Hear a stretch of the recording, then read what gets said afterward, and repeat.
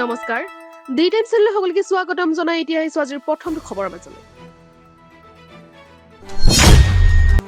পুনৰ সৰ্বসাধাৰণক মাধমাল ৰাজ্যত পুনৰ বৃদ্ধি টুলকৰ শুক্ৰবাৰে মাজনিশাৰ পৰা কাৰ্যকৰী হ'ল নতুন টুলকৰ ৫ৰ পৰা ১০% বৃদ্ধি পালে নতুন টুলকৰ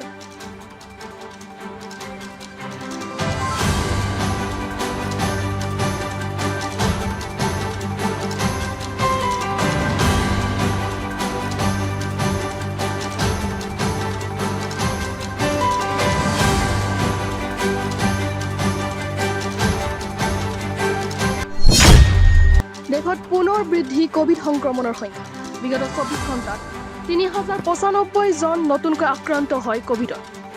এতিয়াও দেশ বিপদমুক্ত হোৱা নাই কোভিডৰ পৰা পুনৰ কোভিডৰ প্ৰতি সজাগ হোৱাৰ সময় দিল্লী মহাৰাষ্ট্ৰ উত্তৰ প্ৰদেশত জাৰি কৰা হৈছে সতৰ্কবাণী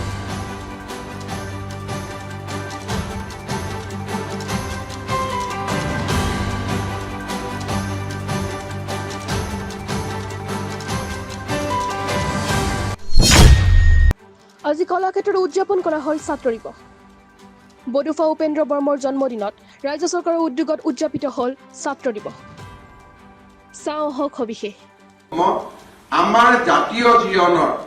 এডাল সমন্বয়ৰ সাঁকো হৈ পৰক তাকেই কামনা কৰি আজিৰ এই ঐতিহাসিক দিনটো মই অসমবাসী ৰাইজৰ হৈ বডুফা উপেন্দ্ৰনাথ ব্ৰহ্মৰ পবিত্ৰ স্মৃতিৰ প্ৰতি শ্ৰদ্ধাঞ্জলি আগবঢ়াইছো এছএছএলচি পৰীক্ষাৰ পৰা বহিষ্কাৰ কৰা হ'ল ৬ গৰাকী পৰীক্ষাৰ্থী মৰিগাঁৱৰ মইৰাবাৰী উচ্চতৰ মাধ্যমিক বিদ্যালয়ৰ পৰীক্ষা কেন্দ্ৰৰ পৰা বহিষ্কাৰ কৰা হ'ল ৬ গৰাকী পৰীক্ষাৰ্থী অসৎ উপায় অৱলম্বন কৰাৰ বাবে বহিষ্কৃত হ'ল এই ৬ গৰাকী পৰীক্ষাৰ্থী আজি আছিল বিজ্ঞান বিষয়ক পৰীক্ষা আৰু এই পৰীক্ষাত অসৎ উপায় বা নকল কৰাৰ বাবে বহিষ্কৃত হ'ল ৬ গৰাকীকৈ শিক্ষাৰ্থী